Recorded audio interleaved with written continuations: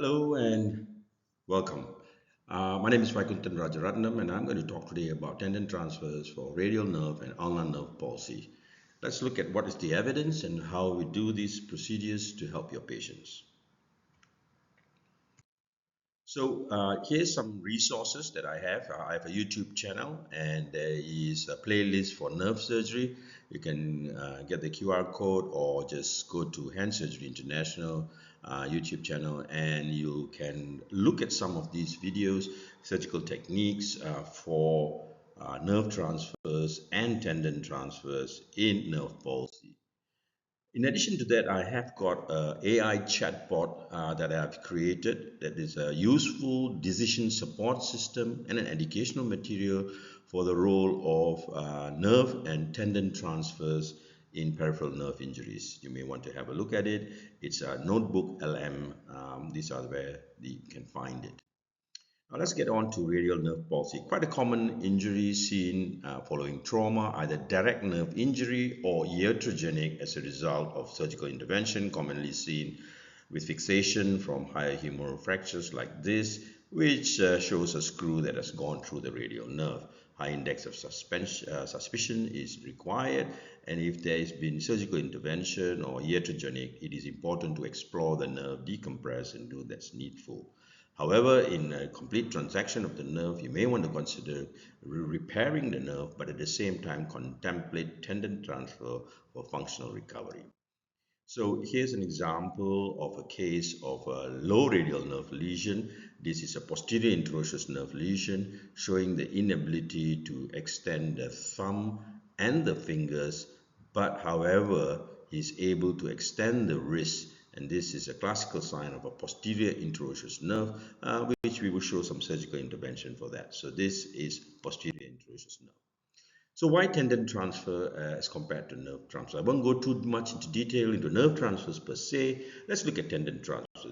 The thing is it's predictable, reliable, early recovery, and is the gold standard for the triple transfer for high radial nerve lesion and for the low radial nerve, just two tendon transfers.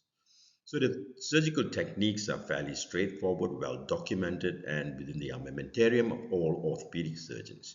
So the classical is the pronated teres to the extensor carpi radialis brevis. Why not the longest? You want to try and centralize it, otherwise you get a radial deviation. Pronated teres is a very short tendon, so it's very important. Technical tips is to extend the incision to include the periosteum over the radius, so you get extra bit of length, and then you do the weave into the extensor carpi radialis brevis. Some people do a centralization. I don't think that is necessary. For the finger extension, the choice is the FCR or FTS. My personal preference is FDS. We will look at some examples later.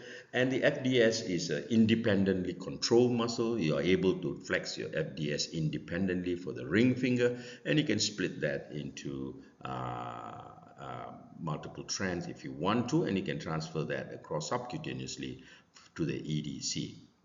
My choice for the extensor pollicis longus, the thumb drop, would be the palmaris. In this diagram, you see the various techniques for tendon transfer for high radial nerve lesion. Basically, you've got to restore wrist extension, finger extension, and thumb extension. We'll go to the details later through the videos. And how do you then attach that? It is a classical pulvar weave most of us use, but remember the pulvar weaves can be troublesome, it can be bulky, and the patient may come back and complain of subcutaneous lumps. So the side-to-side technique also can be useful, and I'll leave that to your preference. So here's a surgical technique for the tendon transfer of a radial nerve palsy. In this example, it's a low radial nerve palsy. I just show you the basics, and for the high radial nerve, you just add on the pronated teres to the extensor carpi radialis brevis. Now, as I mentioned, my personal preference is the use of FDS to the ring finger. Make sure the FDP is working before you harvest it. The basic principle of tendon transfer to make sure that there's sufficient mobility in the donor area.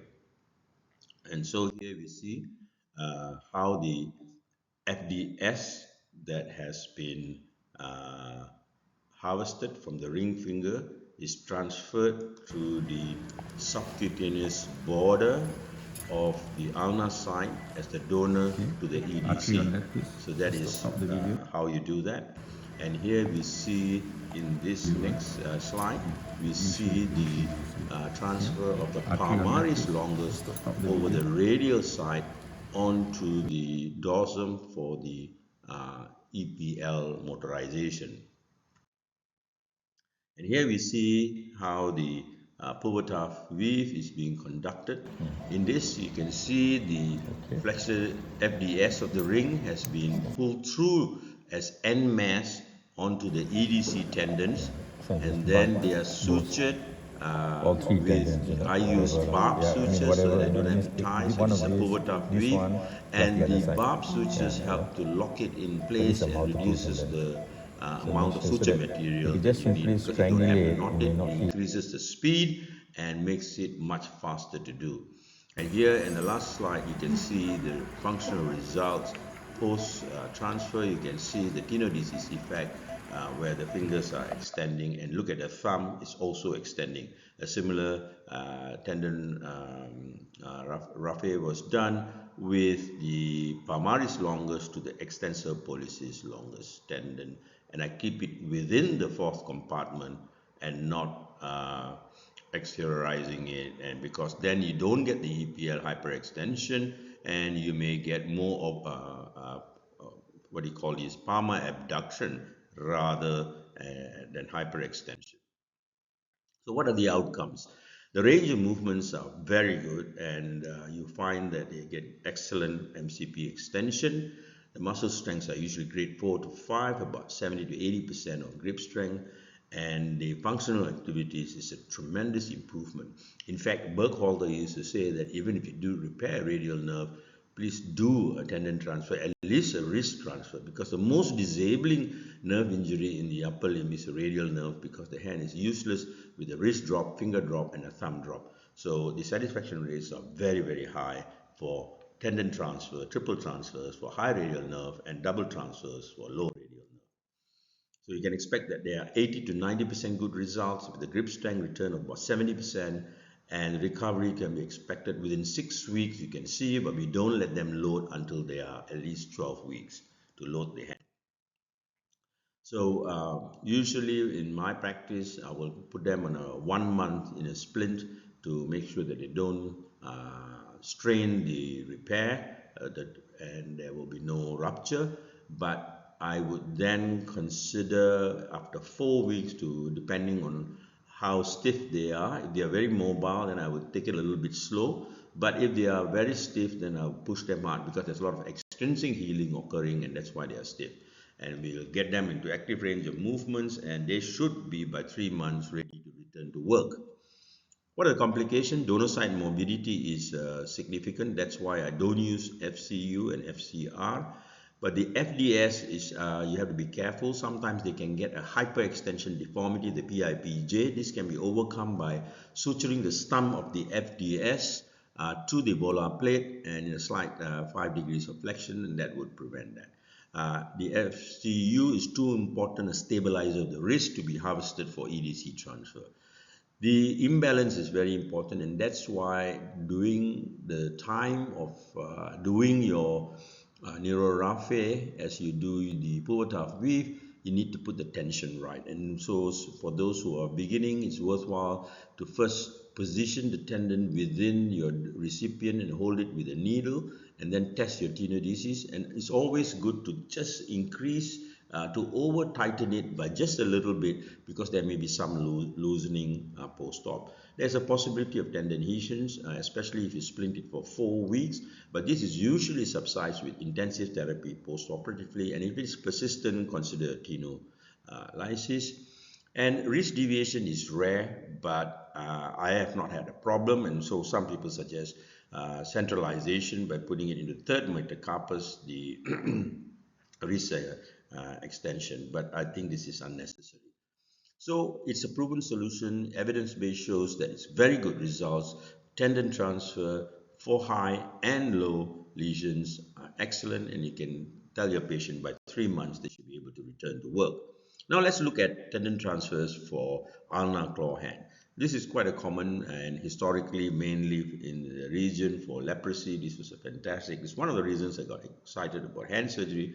As a young doctor, I used to see a surgeon do tendon transfers for ulnar claw hand. It's very elegant. So you must understand what's the anatomical basis for the ulnar claw hand. The intrinsic paralysis of the muscles, both the interossei and lubricus, results in the hyperextension deformity. The primary deformity in the claw hand is a hyperextension deformity, and this is then secondarily you get the flexion deformity, the IPJ.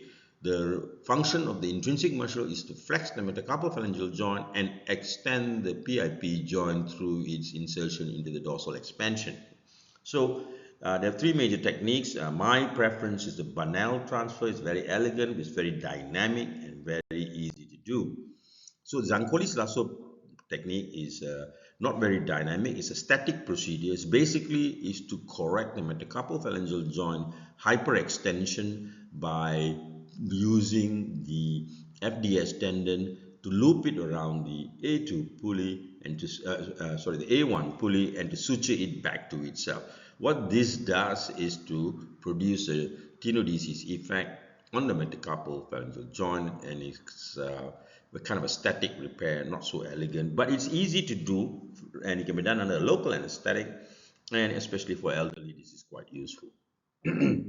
It increases the function significantly because the primary deformity is the metacarpophalangeal joint hyperextension, and therefore by doing this procedure you would immediately remove the deformity, and the functional outcomes are pretty impressive. And the complication rates are very low. Occasionally you can get a swan neck deformity because of the removal of the FDS tendon, and nerve injury is very rare if it's done by hand surgeons, and the reoperation rates are very low. The effect of the negative FDS is minimal. Now this is my preferred, is the Banal's many-tail transfer. It's a dynamic, it is not static. We use the FDS of the ring, so in the example, in the case that I show you, it will be basically a pure ulnar claw of the ring and little finger, and so we use the FDS of the ring finger, and use, you can, if all four fingers you need to do, you can then split it into because the two chiasma of the FDS can be split into half, so you get four, and you get four tendons to go through the lumbrical canal and to provide the intrinsic function. It is active because you're using an active tendon transfer, so the patients have got good control, and it's very useful, and the results are pretty strong repair with about 90% good outcome. Here you see how it is done.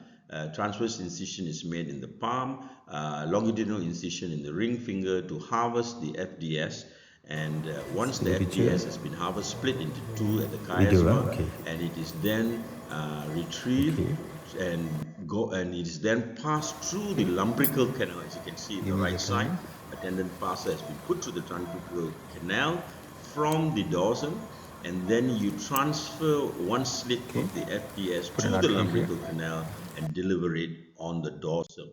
And in the dorsal side, what we then do, we do this similarly for the other side. In this case, is the ring finger and the little finger.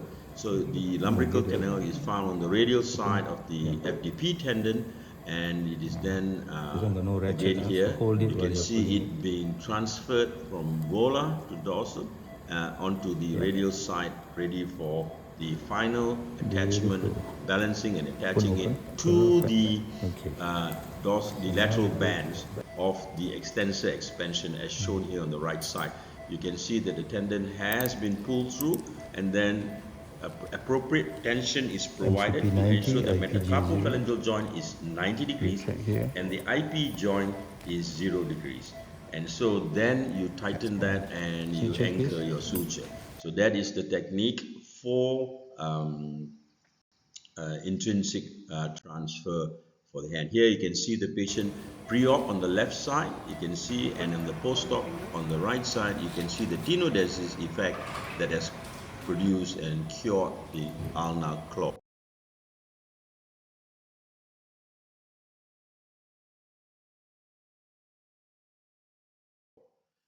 And the FDG transfers are excellent. The complete correction, I find, is very, very good. Though you can never as good as they say the lasso transfer, because it's a simple procedure. But I think if you do your tension right, I've got very good satisfactory results, and you can expect about 70 to 80% good result. And I have not had any major complication, and I've never had a swan neck deformity. The brand's extensor carpi transfer is a little bit complicated. I don't particularly find it, though the motor power strength is good, because you need to add a graft to make it longer to be able to do. Here you take out the extensor carpi radialis muscle and use that as a motor, and this is then transferred to the lumbricus as before, but because the length is short, you need a palmaris longus graft, so it's a bit more complicated. So generally you find that the lasso procedure is good for the elderly, get good correction, and is rapid to do, whereas a maximum grip strength is brand. But I think a balanced approach is the Bernal's four-tail transfer. You get good outcome, and especially for the young, this is excellent. So what's the clinical decision making? And I think that in the young, high demand, and if they don't mind a graph, I would use the brands transfer. But the Bernal's transfer is my go-to. I find that it's very useful. And in the elderly, I would use a Zancoli transfer. So the key takeaway is there's no single best technique. You have to look at each of them individually. Based on the evidence-based approach, I think the Zancoli is good and for cosmetic correction, but functional, I think FDS Bernal's transfer is important. We cannot overemphasize the importance of rehabilitation protocols and to ensure the patient get best outcomes. Here are all the references for this. I leave it to you. Here's the various data that's available. I leave that for your thing. Thank you very much, and